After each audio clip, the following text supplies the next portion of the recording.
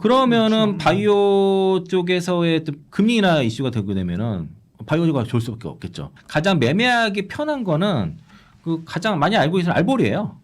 알테오젠, 브로노이, 리가켄 바이오. 일라일가 이 시장을 주도할 것이다. 최대 수혜자가 될 것이라는 전망이 나오고요. 일단은 개별 종목에 집중하는 게 맞아 보인다 그렇게 판단돼가지고 저는 몇 종목을 좀 보려고 하는데 올릭스가 수급 동향이랑 차트가 너무 이쁘더라고요. 알트 비포에 대해서 SC형에 대해서 미국 특허 등록을 받았다는 의미가 이제 지금은 기술을 확인받았다 뭐 이런 정도로 보시면 되고 효제가 계속 나올 수 있는 상황이다라고 보고 알테오젠을 보시면 될 것 같고요. 이재명 그 대통령의 바이오 정책에 대해서 업계 관심 그 기대가 되게 높습니다. 최근에 흐름이. 그래서 그 후보자 시절에 그러니까 그런 그 네거티브 그 규제를 그러니까 중심으로 그러니까 그 기업들의 보장을 위해서 규제를 네거티브 중심으로 바꾸겠다는 말을 했거든요. 그러니까 이제 요거 하지 마라, 나머지는 다 해줘라 이런 식의 정책을 펼친다는 것이고 뭐 R&D 투자 시스템을 구축하고 R&D 투자 비용 연동형 그 약가 보상 제도 구축이라든가 여러 가지 이제 공약들이 있어서 그 기대하는 게 많은데 다만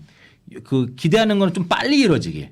그러니까 이제 뭐 AI라든가 다른 산업에 밀려가지고 제약바이오가 우선순위에 좀 밀릴 가능성이 있기 때문에 여기에 대해서 어쨌든 좀 빨리 이루어지기 업계에서 좀 바라고 있고 잠재력으로 보면은 우리나라 제약바이오가 어떤 우리나라 산업의 그 어떤 그 산업 탑5 안에 갈 수 있는 그런 잠재력이 충분히 있고 지금 미국 그 인도라든가 태국 동남아 쪽에서 투자 엄청나게 많이 하고 있고요. 특히 중국이 굉장히 많이 따라오고 있습니다.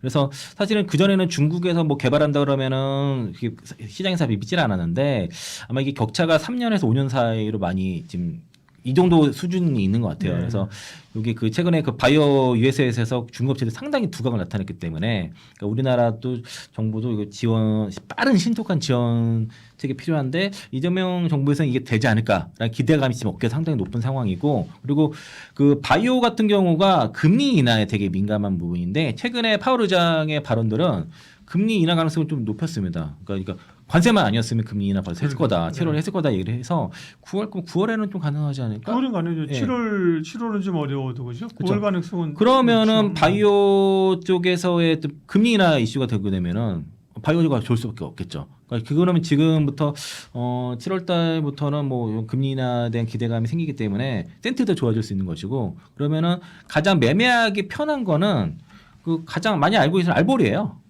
알테오젠, 브로노이, 리가켄 바이오. 그러니까 리가켄 바이오 특정 지금 자산운용사에서 그 알보리, 네, 알보리, 알보리, 알테오젠, 브로노이, 리가켄 바이오. 네. 요게 추가하면 에이벨 바이오. 여기가 이 네 개가 애널리스트들이 좋아하는 종목이에요.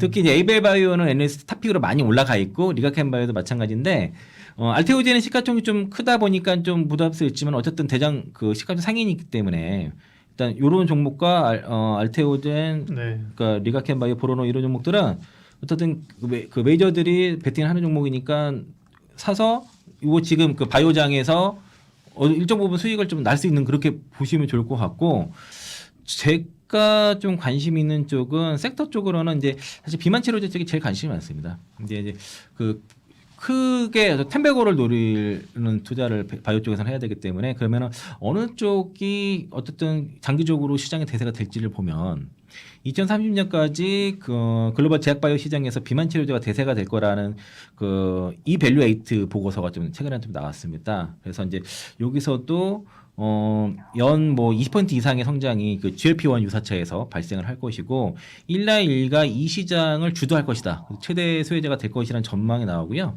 뭐 릴리 같은 경우는 뭐 당뇨폐 치료제 마운자로 많이 알고 계시고 뭐 비만 치료제 제바운드가 있죠. 제바운드도 아마 국내 좀 조만간에 들어올 거고 이게 2030년에 각각 뭐 마운자로는 매출 세계 매출 1위와 그 제바운드는 세계 매출 3위를 기록할 거라고 좀 전망하고 있습니다. 대략 연간 620억 달러면은 84조예요.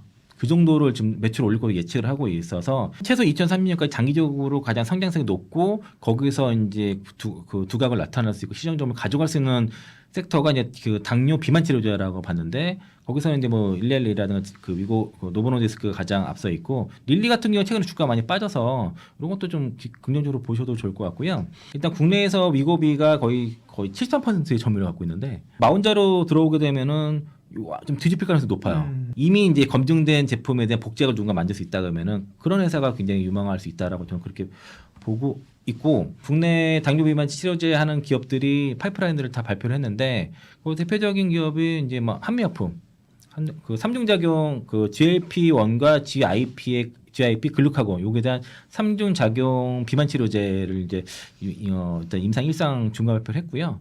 근데 뭐 생각보다 이렇게 그 체중 감소가 적어가지고 주가 좀 안 좋은 흐름 나타났고, 그 동아 ST 자회사의 그 메타비아 같은 경우도 이렇게 점유상 그 뭐 DA12412라고 1242가 뭐 병용요법을 하는데 하여튼 요것도 비만 치료제를 만들고 있습니다. 그리고 SK 이노엔도 이제 비만 치료제를 개발하고 있고, 또 그 일동제약 자회사 유노비아라고 있어요. 네. 여기도 지금 그 비만 치료제 거의 비상장이죠. 네, 비상장인데 네.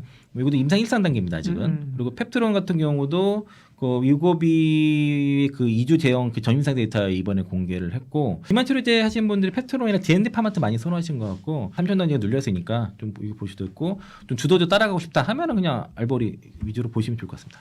국내 기업들이 워낙 실적, 이제 국내 기업들이 워낙 기술 이전이라든가 판매 이런 것들을 잘해주다 보니까 제약바이오 기업들이 좀 투심이 개선된 거다라고 보고 있고요. 삼성 바이오시장, 셀트리온이랑 유한양이랑 알테오제는 지금 몇 달째 말씀을 드리고 있는데 뭐 좋은 모습.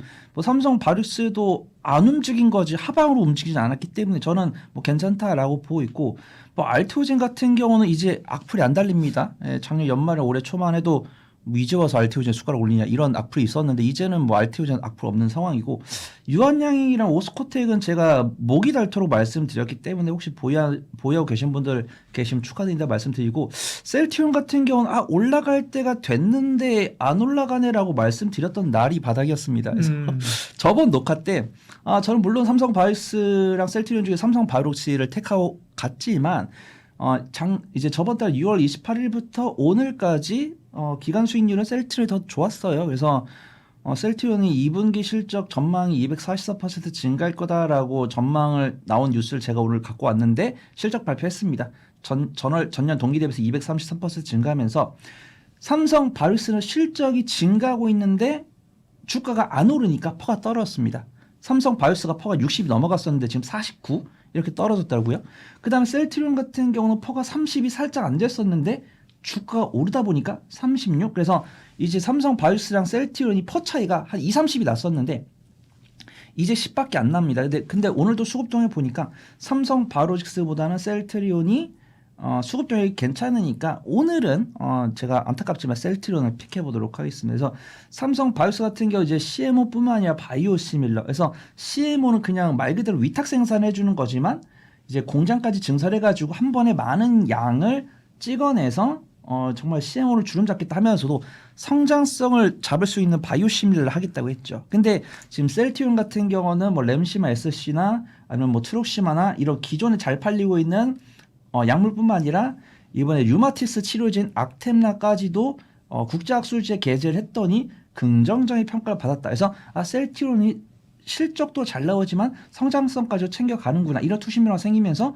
셀트리온이 좋은 모습 보여주고 있다라고 판단하고 있고요. 그 다음에 이제 우리가 보통 뭐 이제 증권사 홈페이지를 가거나 어떤 인베스팅닷컴이나 이런 홈페이지 가보면은 이제 주간 증시하면서 그들이 주목하는, 그래서 그런 뉴스가 하나도 없고 그런 뉴스가 나와서 관련주도 검색도 안 되고 그렇기 때문에 일단은 개별 종목에 집중하는 게 맞아 보인다 그렇게 판단돼가지고 저는 몇 종목을 좀 보려고 하는데, 저는 일동제약 같은 경우는 굉장히 좀 관심 종목으로 보는 게 맞다라고 판단되고 있고, 사실 이들이 성공할까 미지수입니다. 뭐죠 일동제약은? 일동제약이 이제 경구용 비만 치료제. 음. 그다음에 예전에 코로나19 치료제도 개발했었는데 조용히 사라졌습니다. 네. 그다음에 일동제약이 그 코로나19 치료제 개발에 투입된 돈은 그대로 비용 처리가 돼가지고 적자로 전환됐고 지금 3년째 적자를 지속을 하고 있습니다. 근데 뭐 일동제약 같은 경우 기존에 팔고 있는 제약이 든든한 매출을 보여주고 있기 때문에 뭐 위험한 종목은 아니다. 근데 변동성이 크니까 참고만 하시면 좋을 것 같고, 이제 ABL 바이오는 너무 유명한 종목이고 제가 ABL 바이오를 4만 원에서 5만 원 넘어갈 때 또 탑픽으로 소개를 드린 적이 있기 때문에 한 석 달 전입니다. 그래서 ABL 바이오는 그냥 참고만 하시면 될 것 같고, 제가 올릭스에서 에이프릴 바이오로 바꾼 이유가 뭐냐면 올릭스가 기술특례 상장 기업입니다. 기술특례 상장 기업이기 때문에 7년간 이 재무 기준 안 보는데 사실 올해 초에 급락이 나왔었습니다. 왜냐하면 적자가 지속되고 있는데 성과가 없다 보니까 이제 거래 정지 시켜야 되는 게 아니냐 이런 의혹이 있더라고요. 근데 다행히 이제 감사 시제 무사히 통과해가지고 내년 4월까지는 괜찮은데 이 올릭스가 그렇다고 해서 뭐 아예 기술 수출을 안 한 건 아닙니다. 뭐 2022년이라든가 2024년에 기술 수출한 이력이 있고 이제 뭐 분기 실적으로 반영된 이력이 있습니다. 근데 우리가 중요한 게 뭐냐면 기술 이전을 진행을 했다고 해서 막 분기마다 마일스톤을 넣어준 게 아니잖아요. 뭐 연단이라든가 뭐 임상 통과할 때마다 어떤 발표 있을 때마다 그렇기 때문에 주기가 연단입니다. 그래서 내가 분명히 거래소에다가 우리 이거 기술 이전한 거 내후년에 마일스톤 들어와요. 그러면은 거래소가 봐줄 이유가 없으니까 그런 부분들 때문에 내가 만약에 근데 올릭스가 수급 동향이랑 차트가 너무 이쁘더라고요. 그래서 만약에 나는 손 팀장이 기술적 분석해가지고 나온 종목 해가지고 내가 한 2주 한 달만 보유하고 뭐 8월 중순 8월 말에 끊겠습니다라고 하신 분들은 올릭스 보시면 좋을 것 같고 대형주들은 제가 7개 8개 말씀드렸고 나는 매매 나 알아서 잘 하니까 변동성 강한 종목만 알려주세요. 그러면은 올릭스 권해드린다. 6월 달에 제일 홀대 받았던 섹터가 바이오였습니다. 예. 근데 7월 들어서 갑자기 외국인들이 엄청 사고 있다. 지금 알테오젠은 이번 달 들어서 한 2,400억 가까이 지금 사고 있고요. 뭐 그 외에 이제 완전 바이오는 아니지만 뭐 휴젤이라든지 뭐 이런 쪽도 여전히 많이 사고 있고.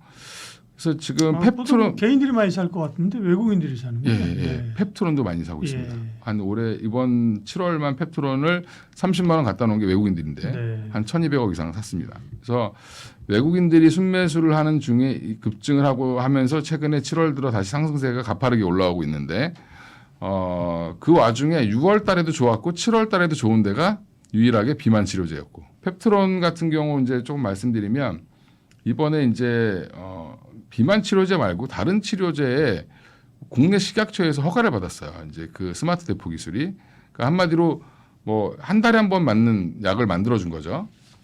근데 그게 상업화가 됐다는 게 굉장히 의의가 있다라고 지금 얘기를 하고 애널리스트들이 그러면 이게 상업화가 가능하다는 거는 결국에는 일라릴리가 이거를 채택해서 가져갈 수밖에 없지 않겠냐라고 지금 확대 해석이 계속되고 있는 중이다. 조금 핫하게 보실 분들은 알테오젠도 제가 이번에 이제 미국 특허 등록이 되면서 2043년까지 이제 특허 등록이 이제 그동안 넌 특허도 없잖아 이렇게 사람들이 막 공격을 했는데 네. 이제 그런 공격을 이제 안 받죠. 근데 특허를 왜 이제 등록했냐 이렇게 물어보시는 분들이 있어요.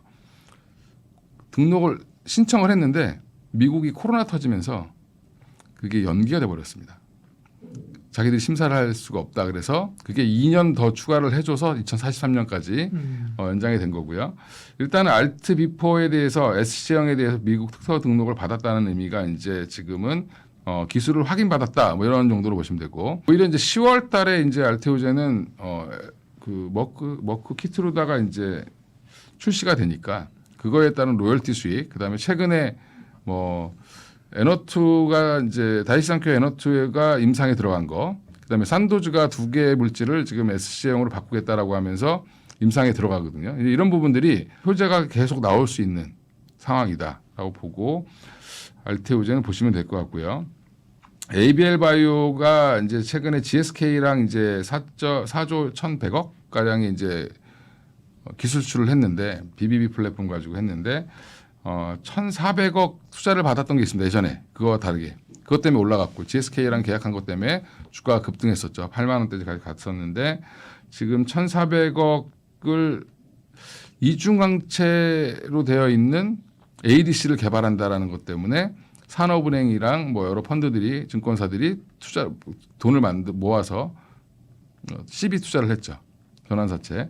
그게 이제 오버행 이슈가 1년 지나서 이슈가 있었습니다. 이게 그럼 저 주식으로 전환되면 다 파는 거 아니야? 뭐 이런 얘기가 있었는데 안 판답니다.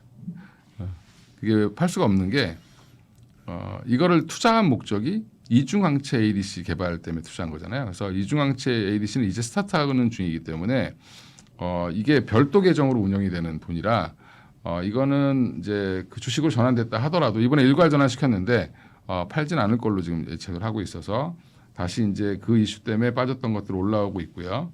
추가 수출도 가능하다. 이게 지금 모델이 알테오젠의 알트비포랑 SG형이랑 거의 비슷한 모델로 가고 있습니다. ABL이. 그래서 요즘에 저한테 제2의 ABL 알테오젠은 뭐냐 물어보시면 제가 ABL 바이오가 되거나 리가킨 바이오가 될 것 같습니다. 이렇게 얘기를 하고 있고요. 리가켄 바이오는 또 자체적으로 ADC 치료제를 개발하겠다. 링커 기술만 가지고는 안 되니까 링커 기술은 팔아야 뭐 한 그 기술출 금액이 한 1,000억에서 2,000억 정도 되거든요. 근데 지금 ABL 바이오가 조 단위 기술 수출을 했는데 그럼 이제 앞으로 리가켄은 뭘 할 거냐면 기존의 파이프라인 팔았던 것들은 잘 진행되고 있으니까 돈은 차근차근 들어옵니다. 그래서 시총이 지금 5조가 넘었는데 오리온 대주주보다 지금 더 비싸졌습니다. 근데 본인이 아예 항체를 특허가 만료된 항체를 가져다가 그 다음에 이 링커 기술과 페이로드를 접목시켜서 아예 새로운 치료제를 만들겠다라고 얼마 전에 선언을 했습니다. 그래서 리가켄 바이오에 대한 또 기대가 여전히 좀 크다. 셀트리온이랑 삼성바이오로직스 너무 무겁고 알테오젠이랑 리가켄 ABL은 좀 너무 무서워서 못 하시겠고 이러면 유한양에 사시면 될 것 같습니다. 네.